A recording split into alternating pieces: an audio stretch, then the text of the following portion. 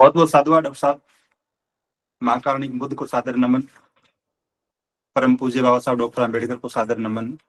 और हम सबको धर्म का व्यवहारिक प्रशिक्षण देने वाले परम श्रद्धेय बनते डॉक्टर पुनाशील राहुल जी को सादर वंदामी। देश भर से जुड़े हुए आप सभी प्रबुद्ध साथियों को सादर नमो बुद्धाय। जो साथी लगातार गूगल मीट से जुड़ रहे हैं वे बेहतर ढंग से जानते होंगे कि अभी 2-3 दिन पहले ही हमने इस विषय के पहले भाग पर चर्चा की थी। महाकारुणिक बुद्ध के जो विरोधी रहे प्राचीन भारत में, प्राचीन समय में, उनके समकालीन, इस विषय पर, और उसी विषय की दूसरी कड़ी के रूप में उसी चर्चा का विस्तार कर आज हम फिर इसी विषय पर बात कर रहे हैं। और ये पूरा बाबा साहब डॉक्टर अम्बेडकर ने अपने सुप्रसिद्ध ग्रंथ बुद्ध और उनका धम्म में बहुत ही रोचक और प्रभावशाली ढंग से लिखा है। तो उसी धम्म ग्रंथ की दो महत्वपूर्ण घटनाओं पे आज के इस विषय में, आज के इस गूगल मीट में हम चर्चा करेंगे। पहले भाग में हम ये चर्चा कर रहे थे कि जब भी कोई व्यक्ति, जब भी कोई व्यवस्था किसी स्थापित या परंपरागत व्यवस्था को चुनौती देते हुए उसके समानांतर स्थापित होने का प्रयास करती है, तो पहले से स्थापित व्यवस्था उसे इग्नोर करने का प्रयास करती है। लेकिन जैसे जैसे उस व्यक्ति या व्यवस्था का कद बढ़ता जाता है, उसके अनुयायी बढ़ते जाते हैं, तो उस व्यक्ति या व्यवस्था को खत्म करने का प्रयास किया जाता है। जब ये भी संभव नहीं हो तब उसे समाप्त करने का प्रयास किया जाता है। और जब ये सब भी नहीं हो पाता, ये तीनों चीजें नहीं हो पाती, तो फिर उसे बदनाम करने के षड्यंत्र रचे जाते हैं। और हम पिछली चर्चा में सुन रहे थे कि महाकारुणिक बुद्ध एक लिच्छवी नवयुवक को देशना देते हुए कहते हैं कि जो व्यक्ति महत्वाकांक्षा से प्रेरित होता है, उस व्यक्ति के मन में लोभ आता है, उस व्यक्ति के मन में द्वेष आता है, और अपनी महत्वाकांक्षाओं की प्राप्ति के लिए ऐसा व्यक्ति अकुशल कर्म करने लगता है, झूठ बोलने लगता है, चुगली करने लगता है, और तब वो दूसरे लोगों को अपना विरोधी मानते हुए उनके खिलाफ षड्यंत्र भी रचने लगता है। तो महाकारुणिक बुद्ध के साथ भी लगातार ऐसा होता रहा। किसी ने उन पे आरोप लगाया कि आप सुखी ग्रस्त लोगों के जीवन को उजाड़ रहे हैं, लोगों को, युवाओं को भिक्षु बना रहे हैं, महिलाओं को भिक्षुणियां बना रहे हैं, और इस तरह से जो ग्रस्त जीवन का सामाजिक ढांचा है बसा बसाया, सदियों से चला आता हुआ, आप उसे उजाड़ने का काम कर रहे हैं। कुछ लोगों ने महाकारुणिक बुद्ध पर इस तरह के आरोप भी लगाए कि आप सम्मोहन के द्वारा, चमत्कारों के द्वारा लोगों को बहला फुसलाकर उन्हें दीक्षा लेने के लिए प्रेरित करते हैं। तो आप अपने चमत्कारों से, अपनी जादुई शक्तियों का प्रयोग करके ऐसा करते हैं। लोग ऐसे भी आरोप लगाते रहे। कुछ लोगों ने यहाँ तक कहा कि आप बिना कोई काम किए भीख मांगकर अपना पेट पालते हैं। वो कृषि भारद्वाज के साथ जो संवाद है महाकारुणिक बुद्ध का, वो हम पढ़ते हैं। श्रद्धेय बंदे जी ने एक बहुत सुंदर सी देशना उस पर एक बार दी थी। तो ठीक इसी तरह से जब ये दौर चल रहा था कि महाकारुणिक बुद्ध के समकालीन काम करने वाले लोग अपने आप को थोड़ा विचलित महसूस करने लगे, जब उन्हें लगा कि हमारा कद सिमटता जा रहा है और हम सब लोग दान से पूरी तरह से वंचित होने लगे हैं, तो उन्होंने भारतीय सामाजिक ढांचे में जो सबसे बड़ा अस्त्र है किसी को बदनाम करने का, किसी का चरित्र हनन करने का, वो ये है कि किसी महिला के साथ किसी पुरुष का नाम जोड़ दिया जाए, या फिर किसी पुरुष के साथ किसी महिला का नाम जोड़ दिया जाए, और उनके अनैतिक या अवैध संबंधों की अफवाह उड़ाकर ऐसे महिला या पुरुष को बदनाम कर दिया जाए। और समाज की मानसिकता भी ऐसी रहती है कि जब भी हमें कोई सच कहता है, जब भी कोई सच्ची बात बताता है, तो हम उस पर संशय करते हैं। लेकिन जब कोई हमारे सामने झूठ बोलता है, तो हम तुरंत उसका भरोसा कर लेते हैं। होना तो उल्टा चाहिए था कि जब कोई झूठ बोले तो हम उस पर संशय करें, उससे सवाल जवाब करें, और जब कोई सच बोले तो हम उसकी बात का भरोसा कर लें। लेकिन हमारा रवैया, इस सामाजिक पितृसत्तात्मक ढांचे का रवैया बिल्कुल उल्टा रहता है। सच्ची बात पर संदेह करना, और झूठी बात पर भरोसा करना, हम ऐसी मानसिकता से प्रेरित रहते हैं। समाज का एक बहुत बड़ा वर्ग ऐसी मानसिकता से प्रेरित रहता है। इसी बात को जब हम खुद के साथ जोड़कर देखते हैं, तब तो बेहतर ढंग से समझ में आता है कि गलत क्या और सही क्या है। लेकिन जब दूसरे के बारे में बात कही जाती है तो हम तुरंत भरोसा करने लगते हैं। तो महाकारुणिक बुद्ध के विरोधियों ने भी, जब उन्हें लगा कि हमारे बाकी सारे के सारे षड्यंत्र असफल हो रहे हैं, जब उन्हें ये लगा कि तमाम तरह का दुष्प्रचार वो पर्याप्त सिद्ध नहीं हो पा रहा है, तो उन्होंने अपने अंतिम हथियार के रूप में महाकारुणिक बुद्ध के चरित्र को दूषित करने का प्रयास किया।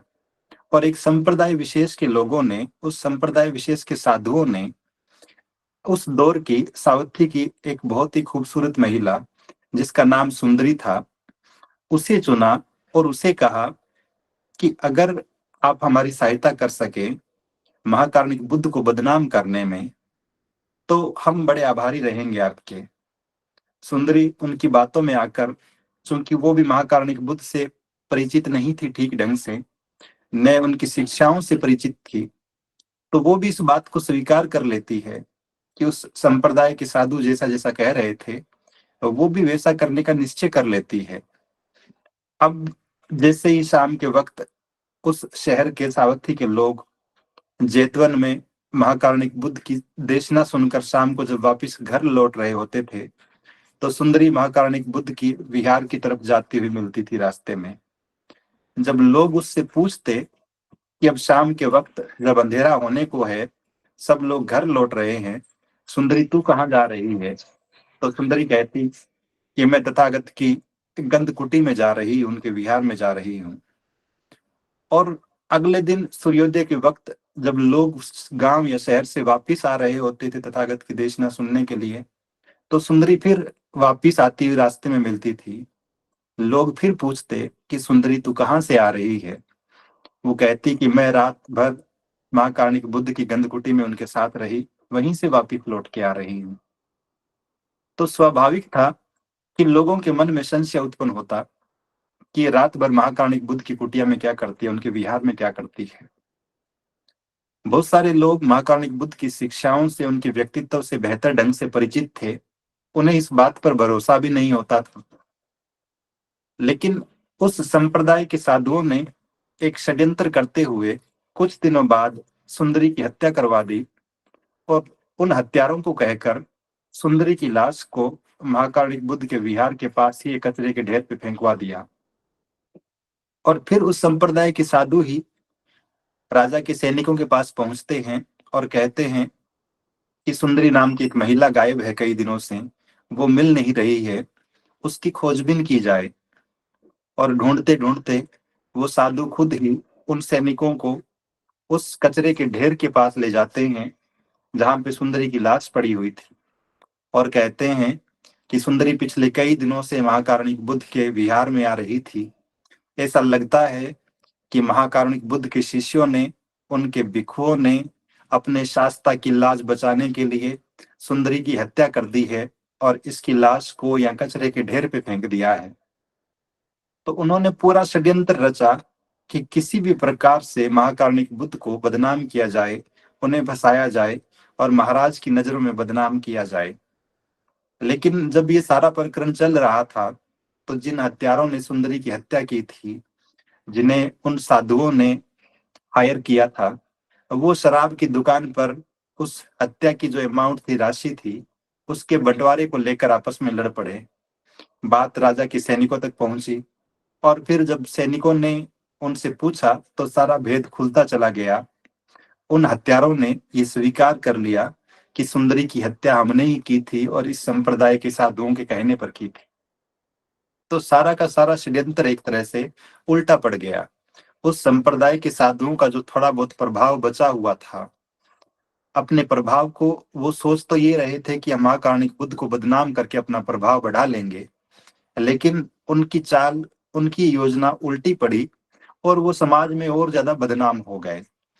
तो ये भाव कि अपने प्रतिद्वंदी को, अपने से बेहतर काम करने वाले व्यक्ति को हम अनाप शनाप आरोप लगाकर, उल्टी सीधी बातें प्रचारित करके, दुष्प्रचारित करके या फिर अपने अकुशल कर्मों से हम उन्हें बदनाम करने का प्रयास करेंगे, कई बार आदमी को खुद को ही संकट में डाल देता है, जैसा इस प्रसंग में हम देखते हैं कि उस संप्रदाय विशेष के साधुओं के साथ होता है।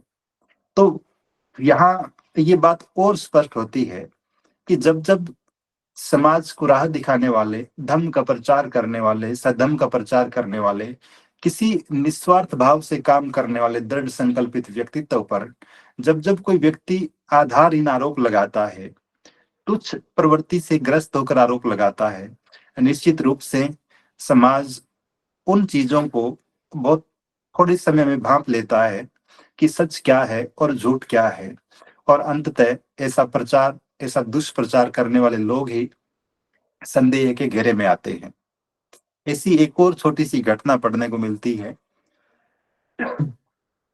हम पढ़ते हैं कि चिंचा नाम की एक और सुंदर सी महिला थी, और फिर एक संप्रदाय के साधु जो महाकारुणिक बुद्ध को अपना प्रतिद्वंदी मानते थे, और महाकारुणिक बुद्ध के धम्म के प्रचार प्रसार की वजह से उनके बढ़ते हुए अनुयायियों की संख्या के कारण जब उन्हें लगा कि लोगों ने हमारा सम्मान और सत्कार करना बंद कर दिया है, लोगों ने हमें दान देना बंद कर दिया है, तो वो चौराहों पर खड़े होकर, सड़कों पर खड़े होकर घोषणाएं करने लगे कि महाकारुणिक बुद्ध जो बातें बताते हैं वो हम भी जानते हैं। यदि आप महाकारुणिक बुद्ध को श्रेष्ठ मानते हैं तो हमें भी श्रेष्ठ मानो। यदि आप महाकारुणिक बुद्ध को दान देते हैं तो हमें भी दान देना शुरू करो। और वो बड़े चिंतित थे, उनके मन में बड़ी छटपटाहट थी कि लोग महाकारुणिक बुद्ध के पास क्यों जाते हैं, उनके अनुयायियों की संख्या क्यों बढ़ती चली जा रही है। जैसे हम इन दिनों सुन रहे हैं, कुछ लोग कह रहे हैं कि धम्म भूमि में ऐसा क्या है कि वहां भीड़ जा रही है, वहां हजारों लोग जा रहे हैं, उन्हें दान दे रहे हैं। तो ऐसी ही छटपटाहट हजारों साल पहले भी देखी गई, जब उस संप्रदाय विशेष के साधुओं ने अपने आप को चौराहे पर खड़ा करके लोगों को दुष्प्रेरित करने का काम किया, दुस्साहस किया कि हमारा भी सत्कार करो, हमें भी दान दो, क्योंकि हम भी अच्छी बातें बता रहे हैं। अब जो अच्छा होगा, जो श्रेष्ठ होगा, जो श्रेष्ठ बातें बताएगा, समाज हित में काम करेगा, समाज स्वतः ही साथ खड़ा हो जाता है। उसके लिए ढोल पीटने की जरूरत भी नहीं पड़ती है कि हम अच्छे हैं, हमें साथ चाहिए, हम अच्छे हैं, हमें दान चाहिए। लोग स्वतः ही साथ चले आते हैं जब आपके काम को देखते हैं, आपके व्यवहार को देखते हैं, आपके उद्देश्यों को देखते हैं। तो जब उन उस संप्रदाय के साधुओं को लगा कि हमारे बार बार निवेदन करने के बाद भी लोग हमारी बात सुन नहीं रहे हैं, लोग हमारी बात मान नहीं रहे हैं, तो उनके मन में भी फिर एक और षड्यंत्र करने का ख्याल आया। उन्होंने सोचा कि अगर इस तरह से निवेदन करने से लोग हमारी बात नहीं मान रहे हैं, तो एक और काम करना चाहिए, एक और षड्यंत्र करना चाहिए। और उस षड्यंत्र का उद्देश्य था कि महाकारुणिक बुद्ध की जो बढ़ती हुई जनप्रियता थी, लोकप्रियता थी, उसको खत्म करना। क्योंकि जब आप झूठे आरोप लगाकर किसी को बदनाम करने लगते हैं तो स्वाभाविक रूप से कुछ लोगों के मन में संदेह उत्पन्न होता है, विशेष रूप से उन लोगों के मन में जो नए होते हैं, जो सच को नहीं जान रहे होते हैं, जो अपने शास्त्रा को, अपने मार्गदर्शक को नहीं जान रहे होते हैं, उनके मन में संदेह उत्पन्न होता है।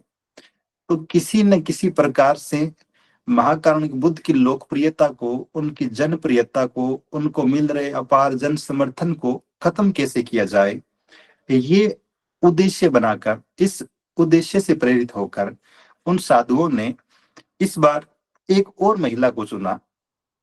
उसका नाम चिंचा था, और उसे कहा कि अगर तू महाकारुणिक बुद्ध को बदनाम करने का काम कर सके, अगर किसी भी प्रकार से उनकी लोकप्रियता को घटाने का काम कर सके तो बड़ा अच्छा होगा। चिंचा भी महाकारुणिक बुद्ध से परिचित नहीं थी, उनकी शिक्षाओं से परिचित नहीं थी, सो उसे जैसा कहा गया वो करने के लिए तैयार हो गई। और उसने भी वही रणनीति अपनाई जो कुछ समय पहले सुंदरी ने अपनाई थी। शाम के वक्त जब देश न सुनकर सब लोग महाकारुणिक बुद्ध के विहार से वापस लौट रहे होते थे, चिंचा अपने हाथों में फूलों का गुच्छा लेकर, टोकरी में फूल भरकर महाकारुणिक बुद्ध के विहार की तरफ जा रही होती थी। लोग पूछते थे कि रात का समय हो रहा है, इस वक्त तू कहाँ जा रही है? और चिंचा बहुत ही घमंड में कहती कि तुम लोगों को इससे क्या लेना देना कि मैं कहाँ जा रही हूँ, भले ही महाकारुणिक बुद्ध की कुटिया में जाऊं, भले ही उनके साथ रहूं। और वो चली जाती थी और फिर पूरी की पूरी रात उन्हीं साधुओं के उद्यान में, बाग में बिताकर अगली सुबह वापिस लौट आती थी। सुबह वापिस लौटते हुए लोग फिर मिलते थे, लोग फिर पूछते कि तू कहाँ से आ रही है, तो वो फिर उसी एटीट्यूड में, उसी ईगो में कहती कि तुम लोगों को इससे क्या लेना देना कि मैं कहाँ से आ रही हूँ, मैं महाकारुणिक बुद्ध के पास से आ रही हूँ, रात भर वहीं रही, तुम लोगों को इससे क्या लेना देना है। तो कुछ लोगों के मन में फिर संदेह उत्पन्न हुआ कि ये रात भर महाकारुणिक बुद्ध के पास क्या करती है, और तथागत इसे स्वीकार क्यों करते हैं, रात भर अपने पास क्यों रखते हैं। ये सिलसिला कई दिनों तक चलता रहा। चिंचा कई दिनों तक झूठ बोलकर लोगों को बरगलाने का, उन्हें दुष्प्रेरित करने का काम करती रही। और कुछ महीनों बाद तो उसने ये दुष्प्रचार करना, ये अफवाह उड़ाना शुरू कर दिया कि मैं महाकारुणिक बुद्ध के बच्चे की मां बनने वाली हूँ। अब तो लोगों के मन में संशय और ज्यादा बढ़ गया कि ऐसा कैसे हो सकता है। कई महीने बीते, जब 9 महीने हुए, एक दफा जब महाकारुणिक बुद्ध देशना दे रहे थे उपासक उपासिकाओं को, बहुत सारे लोग सामने बैठकर बहुत ही ध्यान से तथागत की बातों को सुन रहे थे। चिंचा अपने पेट पर लकड़ी का एक टुकड़ा बांधती है, अपने हाथों को कीड़े से कटवा लेती है ताकि हाथों में सूजन आ जाए, और अपने शरीर को इस तरह से तैयार कर लेती है कि उसे देखकर लोग ये समझ सके कि ये गर्भवती है। तो महाकारुणिक बुद्ध जिस जगह पर देशना दे रहे थे, वो वहां आती है और कहती है कि तथागत, मैं आपके बच्चे की मां बनने वाली हूँ। आपने न तो मेरे प्रसूति की ठीक से व्यवस्था की है, न मेरे लिए भोजन की कोई व्यवस्था की है। क्या आप मेरे साथ मन बहलाना ही जानते थे? इस बालक की जिम्मेदारी उठाने को आप तैयार नहीं हैं? और यदि आपके पास खुद के पास कोई धन नहीं है, तो आपके तो बहुत सारे अनुयायी राजा महाराजा है, बड़े बड़े सेठ, अनाथ पिंडक जैसे, विशाखा जैसी दानशील महिलाएं आपकी अनुयायी है। उनको बोलकर किसी से भी आप मेरे रहने ठहरने और प्रसव की व्यवस्था करवाइए। महाकारुणिक बुद्ध बहुत ही शांत चित्त से, बहुत ही संयमित होकर कहते हैं कि बहन, जो कुछ भी तू कह रही है, ये सच है या झूठ है, इस बात को सिर्फ हम दोनों ही जानते हैं। चिंचा भी कहती है कि हाँ तथागत, इस बात को तो, इस सच्चाई को तो हम दोनों ही जानते हैं। और फिर वो जोर से खांसने की एक्टिंग करने लगती है। लेकिन जब वो जोर से ऐसा करती है, तो जो लकड़ी का टुकड़ा उसने अपने पेट पे बांध रखा था, जिस रस्सी से उसकी गांठ लगा रखी थी, वो गांठ थोड़ी ढीली हो जाती है और वो लकड़ी का टुकड़ा नीचे आ गिरता है। और सारे के सारे लोग जान जाते हैं कि चिंचा महाकारुणिक बुद्ध को बदनाम करने के लिए ये सब प्रपंच कर रही थी, ये षड्यंत्र कर रही थी।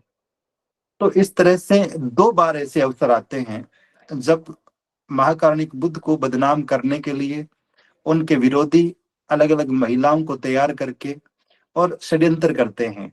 लेकिन दोनों ही बार, क्योंकि महाकारुणिक बुद्ध जब सम्यक संबुद्ध है, सद्धम की देशना देने वाले हैं, जैसा कहते थे वैसा खुद का आचरण भी था, तो उनके खिलाफ किया गया हर एक षड्यंत्र निश्चित रूप से असफल सिद्ध होता है। और लोग अंततः उस सच्चाई को जान पाते हैं, महसूस कर पाते हैं। और दोनों ही बार उनके विरोधियों को अपना प्रभाव और कम करना पड़ता है। उनका जो रहा सा सम्मान था समाज में, वो भी घटता चला जाता है। लेकिन ये परंपरा, ये षड्यंत्रकारी सोच, ये निरंतर भारतीय सामाजिक ढांचे का हिस्सा रही है। आप जब जब देखेंगे किसी भी महिला या पुरुष को बदनाम करने की बात आएगी, बहुत प्राथमिकता के साथ इस तरह के आरोप लगा दिए जाते हैं। हिंदी के एक बहुत ही प्रसिद्ध दलित साहित्यकार है मोहनदास जी नेमिस राय, उनकी आत्मकथा है अपने अपने पिंजरे। तो कुछ दिन पहले उसमें पढ़ रहा था कि जब मान्यवर साहब कांशीराम जी और बहन जी पार्टी के लिए काम करते थे और दिल्ली के ऑफिस में रुकते थे, तो बहुत सारे स्थानीय कार्यकर्ता जो दिल्ली से ऑफिस में इकट्ठे होते थे, वो सब लोग अपने अपने घर चले जाते थे शाम को, क्योंकि सब लोग आसपास के थे। लेकिन साहब और बहन जी का तो कोई घर था नहीं, उन्हें तो पार्टी के ऑफिस में ही रुकना होता था। तो वो बताते हैं कि लोग बहुत सारी अफवाहें उड़ाते थे, बहुत सारी अलग अलग प्रकार की बातें करते थे उनके बारे में, लेकिन उन दोनों के संयोग ने, उन दोनों की जोड़ी ने भारतीय राजनीति को जो नई दिशा दी, देश के बहुजनों को जो नई दया दिखाई, वो अपने आप में अद्भुत है। और वो उन तमाम अफवाह फैलाने वाले लोगों के मुंह पे तमाचा है कि किस तरह से दृढ़ संकल्पित होकर सिर्फ और सिर्फ अपने उद्देश्य पर केंद्रित रहकर किस तरह से बेहतर ढंग से काम किया जा सकता है। तो जब भी ऐसे अवसर उत्पन्न होते हैं, आज से हजारों साल पहले की बात यदि हम छोड़ भी दें, वर्तमान की बात करें, क्योंकि विरोध करने वाले लोग वो हर कहीं भी पाए जाते हैं। हमारे आस पड़ोस में भी होंगे, हमारे ऑफिस में भी होंगे, हमारे घर में भी हो सकते हैं, हमारे पड़ोस में, गांव में, शहर में, हर जगह पे ऐसे लोगों से सामना करना पड़ता है। तो बहुत सहजता के साथ यदि हम इस बात को यूं समझना चाहें, और मैं एक छोटा सा उदाहरण आप सबसे साझा करूं। जब हमारी बाइक पर, हमारी कार पर कोई लड़की या महिला बैठकर जा रही होती है कहीं पे, जो हमारे परिवार की सदस्य नहीं है, और हमसे कोई पूछता है कि आप इसे कहाँ लेकर जा रहे हैं, या ये रोज आपके साथ ही क्यों आती और जाती है, तो हम बहुत ही स्वाभाविक सा स्पष्टीकरण देते हैं कि हम दोनों की पोस्टिंग एक जगह पे है, तो मैं इनको छोड़ देता हूँ, या फिर इनको भी वहां तक जाना होता है, इन्होंने मुझसे रिक्वेस्ट की तो मैंने वहां तक छोड़ दिया। और ये बिल्कुल स्वाभाविक बात थी। लेकिन जब हम किसी दूसरी महिला या पुरुष को साथ जाते हुए देखते हैं, तो हमारे मन में बड़ी शंकाएं उत्पन्न होती है। अगर वो महिला या पुरुष हमारे साथ जा रहा होता है, तब तो वो बड़ी स्वाभाविक बात है, उसमें कुछ भी खराब नहीं है। लेकिन जब वो किसी और के साथ जा रही है, तो हम बड़ी संदेह भरी नजरों से देखते हैं। हम भी उन लोगों की भीड़ का हिस्सा बन जाते हैं जो उनके बारे में अफवाहें फैला रहे होते हैं, उनके बारे में अलग अलग बातें कर रहे होते हैं। तो क्या हम इतनी संकीर्ण मानसिकता के हैं कि किसी महिला और पुरुष को एक साथ देखकर, किसी लड़के और लड़की को साथ देखकर हमारे मन में जो पहला भाव उत्पन्न होता है, वो बस यही उत्पन्न होता है कि ये प्रेमी प्रेमिका होंगे, इन लोगों का कोई अफेयर चल रहा होगा। तो ये भाव जिस सामाजिक ढांचे से, जिस पितृ सत्तात्मक समाज से हमारे मन में ठूंसा गया है, हमारे मन में भरा गया है, सही मायने में धम्म का मतलब ही यही है कि हम ऐसी मिथ्या दृष्टि से बचा सके अपने आप को। अगर आप भी दूसरे लोगों की तरह ही सोच रहे हैं, आपके सोचने का पैटर्न भी ठीक वही है जो दूसरे लोगों का है, तो फिर हम धर्म में आकर भी मिथ्या दृष्टि से अपने आप को बचा नहीं पाए हैं, उससे अपने आप को दूर नहीं कर पाए हैं। तो प्रयास हम सभी को ये करना चाहिए कि जब कभी भी हम इस तरह की बातें सुनते हैं, दो बहुत ही स्पष्ट सी बातें हैं। जब भी कोई व्यक्ति कहता है कि फला व्यक्ति ऐसा है, फला महिला या पुरुष ऐसा है, फला लड़का या लड़की ऐसी है, तो पहली बात तो ये आती है कि वो उनका व्यक्तिगत जीवन है, और अपने व्यक्तिगत जीवन में कोई लड़का या लड़की, कोई महिला या पुरुष किसको पसंद करता है, किसको नापसंद करता है, ये उसकी चॉइस है। हमें वहां पंच बनने का या वो जिम्मेदारी लेने का भाव हमारे मन में नहीं आना चाहिए। न हमें प्रमाण पत्र बांटने की जरूरत रहनी चाहिए हमारे मन में कि हम भी ये कहें। अगर हम आज से 50 साल पहले किसी की शादी करने के पैटर्न पर टिक्का टिप्पणियां कर रहे हैं कि उसने इस तरीके से शादी की थी, तो क्या कोई हमसे नहीं पूछेगा कि आप अपनी भी जवानी के किस्से हमें सुना दो भाई, अपनी जीवन संगिनी के बारे में भी बता दो कि आपकी जीवन संगिनी ने कैसे शादी की थी। तो इस तरह के ट्रेप में जब आप फंसते हैं, इस तरह के भाव अपने मन में उत्पन्न करने लगते हैं, इस बात को भी बहुत सामान्य और सहजता से लेना सीखना होगा। अन्यथा, और भारतीय पुरुष इस बात को अब तक ठीक ढंग से नहीं समझ पा रहे हैं, भारतीय महिलाएं भी इस मापदंड पर अब तक ठीक से नहीं उतर पा रही है। आप देखेंगे कि एक जीवन संगिनी अपने जीवन साथी की हजार गलतियों को माफ कर देगी, लेकिन जीवन साथी का किसी और महिला या पुरुष के साथ बैठना, ये उसे पसंद नहीं आता है। ठीक इसी तरह से एक जीवन साथी, एक हस्बैंड अपनी जीवन संगिनी की हजार गलतियां माफ कर सकता है, लेकिन किसी दूसरे पुरुष के साथ उसका बैठना, दूसरे पुरुष के साथ उसकी मोबाइल पे चैटिंग, दूसरे पुरुष के साथ उसकी कॉलिंग, ये बहुत सहजता से हजम नहीं होता है। तो इन मानसिकताओं के साथ जब हम पल रहे हैं, जब बड़े हो रहे हैं और जीवन जी रहे हैं, तो स्वाभाविक रूप से हम सब लोग दूसरे के जीवन में झांकने का प्रयास कर रहे होते हैं। तो अपने दिमाग को थोड़ा सा परिपक्व बनाने की जरूरत है सभी लोगों को, कि हम जब कभी भी, वो किसी महापुरुष के बारे में बात हो रही हो, बाबा साहब डॉक्टर आम्बेडकर के बारे में भी ऐसा कहा जाता है, वो जब अमेरिका में पढ़ रहे थे या इंग्लैंड में पढ़ रहे थे तो महिलाओं के संपर्क में थे, और एक महिला तो ऐसी भी है जो उन्हें वहां ब्रिटिश पार्लियामेंट में नौकरी करते हुए बहुत ही जरूरी दस्तावेज निकाल के ला देती है। तो वो जो दोस्ती है, वो जो संबंध है, या फिर बाबा साहब डॉक्टर अंबेडकर के समाज हित का जो काम है उसके प्रति उस महिला का सम्मान है कि डॉक्टर अंबेडकर आप बहुत बड़ा काम कर रहे हैं, और आपके इस काम में यदि थोड़ा सा हाथ मैं भी बटा पाऊं तो मैं भी अपने आप को बड़ी धन्य समझूंगी। लेकिन इन संबंधों की यदि आप किसी और दृष्टिकोण से व्याख्या करने में उलझेंगे तो खुद को हासिल कुछ नहीं होना है, और अपने महापुरुषों पर कीचड़ उछाल कर भी हमें कुछ हासिल नहीं होना है। तो प्रयास ये करना चाहिए, और देर सवेर जैसे चिंचा के मामले में होता है, जैसे सुंदरी के मामले में होता है, और इतिहास इस बात का गवाह है कि जब जब ऐसे प्रसंग आते हैं अंततः इस तरह की अफवाहें फैलाने वाले लोग ही हानि उठाते हैं। तो हमें भी सतर्क रहना चाहिए इस मामले में कि जब कभी भी हम किसी के बारे में भी कुछ भी अनावश्यक बात सुनते हैं तो हमें थोड़ा सा सचेत होकर चिंतन मनन करना चाहिए, और विशेष रूप से कोई बात सच है कि झूठ है इसका ठीक ठीक से आंकलन किए बिना एक अंतिम बात मैं कहूं, अगर कोई व्यक्ति ऐसा कहे, एक 80 साल की महिला एक 70 साल के पुरुष पे आरोप लगाए कि इसने मेरे साथ छेड़छाड़ की है, और आप इस बात पे यकीन करके और इसका दुष्प्रचार करने लगे कि हाँ ये व्यक्ति छेड़छाड़ करने वाला था, बिना ये सोचे कि 70 साल का आदमी 80 साल की महिला से क्या छेड़छाड़ कर रहा होगा, तो कहीं ना कहीं हम गलत फहमी के शिकार हो रहे होते हैं। तो उन तमाम पहलुओं, तमाम पक्षों, विशेष रूप से दोनों पक्षों को समझे बिना किसी भी प्रकार की टिक्का टिप्पणी करना, किसी भी प्रकार की धारणा अपने मन में बनाना और किसी भी प्रकार के निर्णय तक पहुंच जाना अपने आप को धोखा देने जैसा है। तो हमें बचना चाहिए। इतिहास के उदाहरण इस बात की गवाही देते हैं, महाकारुणिक बुद्ध के जीवन की घटनाएं इस बात की गवाही देते हैं, और जैसा आज के दो प्रसंगों में हमने चर्चा की ये भी इस बात की गवाही देते हैं।